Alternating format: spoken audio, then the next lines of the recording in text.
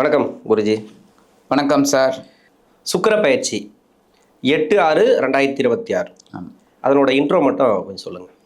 முதல்ல நம்மளோட ஆன்மீகம் ப்ளஸ் நேயர்கள் எல்லாருக்கும் வணக்கங்கள், வாழ்த்துக்கள். நிறைய பேர் பேராதரவு கொடுக்குறீங்க, ரொம்ப சந்தோஷமாக இருக்குது. இந்த அருமையான பதிவில் நம்ம பார்க்க போகிறது சுக்கிர பகவானோட பயிற்சி. சுக்கிர பகவான் அப்படின்னாலே ரொம்ப சந்தோஷமான ஒரு கிரகம். என்ன அப்படின்னா, நிறைய பேர் சுபகிரகம் அப்படின்னாலே குருன்னு தான் சொல்லுவோம். ஆனால் இந்த சுபகிரகம் அப்படிங்கிறது இந்த சுக்கிரன் தான். ஏன்னா இந்த ஜீவராசிகள் இந்த உலகத்தில் வாழறதுக்கு காரணமே சுக்கிர பகவான் தான் மெயின். சந்தோஷம், காசு இருக்கோ இல்லையோ நிறைய பேர் சந்தோஷமாக இருப்பாங்க. அந்த வகையில் இந்த சுக்கிர பகவான் அப்படிங்கும்போது இந்த காலபுருஷ தத்துவத்தின்படி பார்த்திங்கனாலே உங்களுக்கு தெரியும் 2ஆம் இடம் 7ஆம் இடம். ஆமாம், அது ரொம்ப விசேஷம். ஏன்னா 2ஆம் இடம்னாலே தனவாக்கு குடும்பம், 7ஆம் இடம் கலத்திரம். ஸோ வாழ்க்கை துணை துணைனாலே நண்பர்கள், இதெல்லாம் அந்த மாதிரி இந்த சுக்கிரனுக்கு அற்புதமான ஒரு இடம் 2-7. அப்போ இந்த சுக்கிர பகவான் இதுவரைக்கும் மிதுன ராசியில் சஞ்சாரம் பண்ணிட்டு இருந்தவர் இப்போ கடக ராசிக்கு வரப்போறார். கடக ராசியில் ஆல்ரெடி உச்ச குரு அங்கே உட்காந்துட்டுருக்கார். குருவோட சேர்ந்து இந்த சுக்கிரனும் சேர்றதுனால குரு சுக்கிர யோகம் நிறைய பேருக்கு கிடைக்கும். நீங்கள் கேட்கலாம், எல்லாருக்குமே கிடைக்குமா அப்படின்னா இருக்கிற ஸ்தான பலத்தை வச்சு சொல்லலாம். மற்றபடி குரு சுக்கிர யோகம் கண்டிப்பாக கிடைக்கிறது. இந்த 8/6/2026 3/7/2026 கிட்டத்தட்ட 26 நாட்கள் இந்த சுக்கிர பகவான் கடகராசியில் உச்சமடைந்த குருவோட சஞ்சாரம் பண்ண போகிறார். இந்த கடகம் அப்படிங்கும்போதாலே உங்களுக்கே தெரியும், புனர்பூசம் 4ஆம் பாதம், பூசம் ஆயில்யம், இதுதான் இந்த நட்சத்திர சஞ்சாரம். இப்படி தான் இந்த சுக்கிரன் கடகராசி சந்திர பகவான் ஒரு இதுதான் பகை கிரகம் அப்படின்னாலும், இடம் அப்படின்னாலும், அவர் சஞ்சாரம் பண்ணுறது பார்த்திங்கன்னா புனர்பூசம் ஒரு 4ஆம் பாதங்கிறது ஒரு 3 நாள் தான் வரப்போகிறது. அதுக்கப்புறம் பூசம் சனி பகவான் நட்பு தான். அதே மாதிரி புதனும் நட்பு தான். அதனால நட்பு கிரகத்தோட நட்சத்திர சஞ்சாரத்தில் தான் இவர் வரப்போறார். அதனால இந்த சுக்கிர பகவான் இந்த கடகராசியில் அற்புதமாக சஞ்சாரம் பண்ணி ஒவ்வொரு ராசிக்கும் ஒவ்வொரு விதமான பலன்களை கண்டிப்பாக கொடுக்க போறார். ஓகே, அந்த வகையில் இந்த சுக்கிரனோட சஞ்சாரத்தை நம்ம பார்ப்போம். கன்னிராசி 2ஆம் அதிபதினு சொல்லக்கூடியவர், பாக்கியஸ்தானாதிபதினு சொல்லக்கூடிய சுக்கிரன் இந்த ராசிக்கு 11ஆம் இடத்துல பயிற்சி ஆகிறார். இந்த சுக்கிர பயிற்சிங்கிறது கன்னி ராசிக்கு எப்படி இருக்கும்? ஏன்னா ராசிக்கு 7ஆம் இடத்துல சனி இருக்கிறாரு. அவர் பார்வையால் கொஞ்சம் டிஸ்டர்ப் பண்ணி தான் வராரு. யோகாதிபதி தான் இல்லைன்னு சொல்லலை, இருந்தாலும் அஷ்டம சனிக்கு உண்டான ஒரு கஷ்டத்தை இப்போ கொடுக்க ஆரம்பிச்சிட்டார். கன்னிராசிக்கு நிறைய கஷ்டங்களை கொடுக்குறார். சோதனை, சனி எப்பவுமே சோதனை தான் பண்ணும், முடிவில் தான் வெற்றி வாய்ப்புகளை கொடுக்கும். கண்டிப்பாக. இப்போ அந்த சுக்கிர பயிற்சியாவது ஏதாவது ஒரு மாற்றத்தை கொடுக்குமா?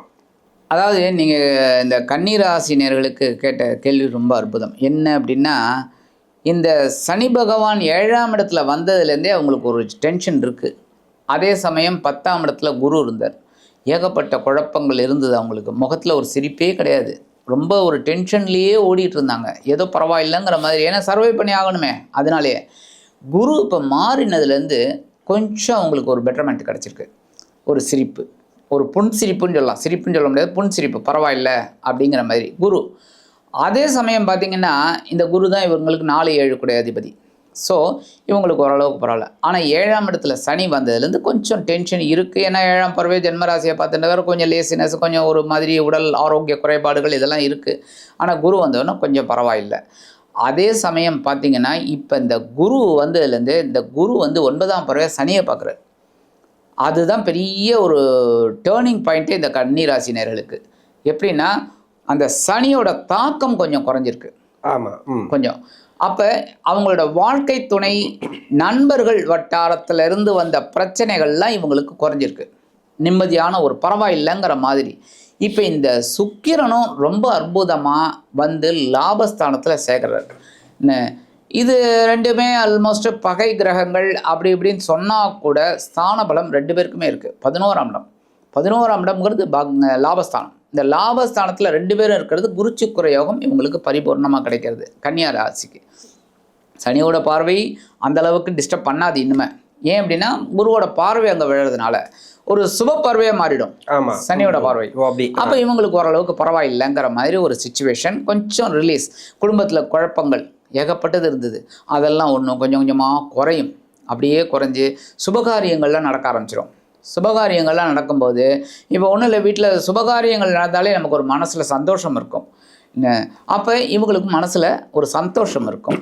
அந்த வகையில் இந்த சுக்கிர பகவானோட லாபஸ்தான பெயர்ச்சி ரொம்ப அற்புதம். ஏன்னா இவங்களுக்கு சுக்கிரன் வந்து தனவாக்கு குடும்பஸ்தானாதிபதி, பாக்யாதிபதி, 2-9 கொடை அதிபதி. அப்போ அவர் வந்து 11ஆம் இடத்துல வராரும்போது ரொம்ப அற்புதமான ஒரு முன்னேற்றம் உங்களுக்கு கண்டிப்பாக கிடைக்கும். ஓகே, படிப்பு எப்படி இருக்கும் இந்த படிப்பு எப்படி இருக்கும் இந்த கன்னிராசிக்காரங்களுக்கு? கன்னிராசி குழந்தைகள் வந்து ரொம்ப டென்ஷனில் தான் இருந்தாங்க. அவங்க பாஸ் பண்ணதே பெரிய விஷயங்கிற தான் இருந்தது. அதாவது அதுவே பெரிய சாதனைங்கிற மாதிரி. நீங்கள் சொன்னீங்களே இந்த சோதனை கொடுப்பார் சனி பகவான், அது சோதனை கொடுத்தா தான் அந்த சாதனை கிடைக்கும். அந்த சாதனை கிடைக்கிறதே அவங்களுக்கு வந்து சாதாரணமாகவே ஒரு படிப்பை முடித்தாங்கனாலே அவங்களுக்கு பெரிய சாதனைங்கிற மாதிரி ஆயிடுச்சு. இப்போ அவங்களுக்கு ஒரு ரிலீஸ் கிடைக்கும், ஒரு படிக்கணுங்கிற ஒரு ஆர்வம் வரும். அப்போ இவங்க நல்லா படிக்கக்கூடிய ஒரு யோகம். இந்த சுக்கிர பகவானோட பயிற்சி இவங்களுக்கு ஒரு உறுதுணையாக இருக்கும். ஏன்னா இந்த சுக்கிரன் 26 நாள் தான் இருக்க போகிறார்.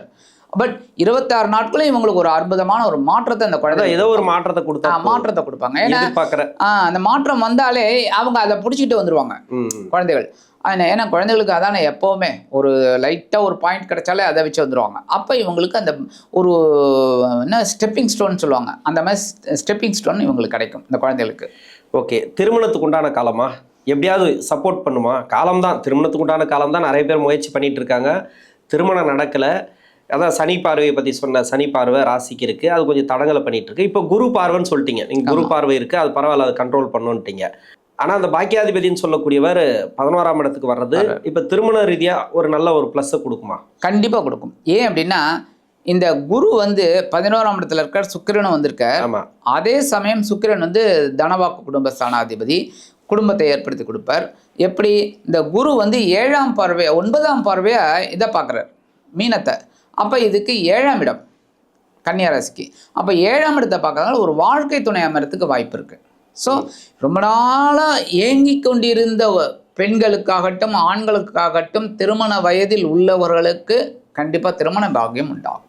ஓகே சார், இப்போ கணவன் மனைவிக்கு எல்லாம் வந்து அந்த ஒற்றுமையெல்லாம் எப்படி இருக்கும்? அந்த குடும்ப வாழ்க்கைக்குள்ள அந்த கன்னியாராசிக்காரர்களுக்கு எப்படி இருக்கும்? அப்பா நீங்கள் கேட்ட கேள்வி சூப்பர் சார். ஏன்னா நிறைய குடும்பத்தில் டைவர்ஸ் வரைக்கும் போயிடுச்சு கன்னிராசி. ஏன் அப்படின்னா 7ஆம் இடத்துல சனி வந்ததுலேருந்தே வாக்குவாதம் தான். அண்டர்ஸ்டாண்டிங்காக போனவங்க கூட தசாபுக்தியும் சரியில்லை அப்படின்னு வரும்போது ஒன்றும் இல்லை, இவருக்கு வந்து சனி தசை, அந்த அம்மாவுக்கு சூரிய தசை, இந்த மாதிரி வரும்போது கான்ட்ராவர்சியாக வரும்போது இந்த 7ஆம் இடத்துல இருக்கிற சனி உசுபேத்தி வர விட்டுருக்காரு. விட்டோன்னே பிரச்சனை வெடிச்சு வெளியில் டைவர்ஸ் ஆகுது. அந்த மாதிரிலாம் இருந்தவங்களுக்கு இந்த காலகட்டம் கொஞ்சம் நல்ல ஒரு மாற்றத்தை கொடுக்கும். எப்படின்னா பரவாயில்ல, சப்போஸ் பிரிந்தவர்கள் கூட ஒன்று சேர்றதுக்கு வாய்ப்பு இருக்குது அப்படின்னா பார்த்துக்கங்களேன். பிரிந்தவர்கள் கூட வேண்டான்ட்டு பிரிவினை, நீ ஒரு பையனை வச்சுக்கோ, நான் ஒரு பையனை வச்சுக்கிறேன், நீ போ அப்படின்னு அவங்கெல்லாம் கூட இப்போ இந்த காலகட்டம் அவங்களோட மனசை மாற்றும் போது அவங்க ஒன்று சேர்றதுக்கு வாய்ப்பு இருக்குது. அப்போ குடும்ப ஒற்றுமை கண்டிப்பாக சூப்பராக இருக்கும். ஏற்கனவே குடும்பத்தில் அண்டர்ஸ்டாண்டிங்காக இருக்காங்க பாருங்க, சின்ன மிஸ் அண்டர்ஸ்டாண்டிங் எல்லா குடும்பத்துலேயும் வரும். அது வந்து கணவன் மனைவி உறவு இருந்தாலே கொஞ்சம் அப்படியே மிஸ் அண்டர்ஸ்டாண்டிங் வரும். ஏன்னா இந்த இடத்துல வந்து பார்த்தீங்கன்னா எல்லார் வீட்லேயுமே வந்து இந்த ஒரு இதுதான், பேச்சு தான். நான் ஒன்று சொல்வேன், நீங்கள் ஒன்று புரிஞ்சுக்க, வார்த்தைகளால் பிரச்சனை அதுதான். பட் இப்போ மிஸ் அண்டர்ஸ்டாண்டிங்லாம் போய் ஒரு அண்டர்ஸ்டாண்டிங் கண்டிப்பாக கிடைக்கும். அப்போ குடும்பத்தில் ஒரு ஒற்றுமை இருக்கும். அதுதான் சொன்னேன், சுபகாரிய நிகழ்ச்சிகள் மூலமாக ஒரு ஒற்றுமை கண்டிப்பாக அமையும். நிறைய பேருக்கு வந்து அந்த கணவன் மனைவிக்குள்ள பிரச்சனைகளுக்கெல்லாம் பிரிஞ்சிருக்காங்க இல்லையா, அவங்களுக்கு நட்புகள் பேசுறாங்க, சொந்த பந்தங்கள் சேர்த்து வைக்கிறதுக்கு. இது வரைக்கும் நான் கேள்விப்பட்ட வரைக்கும் அவங்க சேர்றதுக்கு சொல்றாங்க, சார் எனக்கு தான் அந்த மனசு வரமாட்டேங்குது அப்படின்னு ஒரு சில பேர். அது பேச்சுவார்த்தை நான் கூட என்னோட மனைவியோட சேரணும்னு பாக்குறேன், அவங்க ஒத்துக்க மாட்டாங்க இது மாதிரி. ஆனா பேச்சுவார்த்தை போயின்னு தான் இருக்குது அப்படின்னு சொல்லக்கூடியவர்களுக்கு இப்ப நல்லது நடக்குன்னு சொல்லுவாங்க. நல்லது நடக்கும் கண்டிப்பா. ஏன்னா குரு சுக்கிரன் சேர்றது லாபஸ்தானத்துல சிறப்பு, பாக்கியாதிபதி.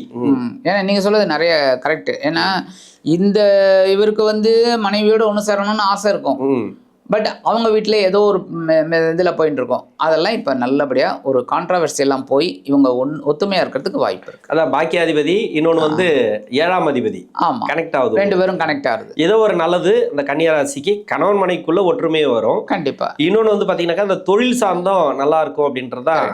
ஏன்னா 4ஆம் இடத்து அதிபதி 11ஆம் இடத்துல இருக்கு. ஆமாம், வேலை சுகத்தை கொடுக்கணும், வேலையை கொடுக்கணும், தொழிலை கொடுக்கணும், எல்லாமே ஓரளவுக்கு நன்மைகள் உண்டு. குறிப்பாக இந்த கன்னிராசி பெண்களுக்கு இப்போ அந்த கடன் விஷயத்தில் எப்படி இருக்கணும்? கடன் கொடுத்த கடன் வருமா? வாங்கின கடனை கொடுக்க முடியுமா? வாங்கின கடனை இவங்க கொடுத்துடலாம். கண்டிப்பா. ஏன்னா கடன் தான் நிறைய பிரச்சனை ஆமா. அவங்களுக்கு. ஆமா, வாங்கின கடனை கொடுத்துருவாங்க கொஞ்சம் கொஞ்சமா. ஏன்னா லாபஸ்தானத்தில் இருக்கிற குருவும் சுக்கிரனும் கொடுக்க போறாரு. உத்தியோகத்துலேயும் சரி, தொழில் லாபத்தில். நீங்கள் கேட்கலாம் உத்தியோகத்தில் என்ன லாபம்னு.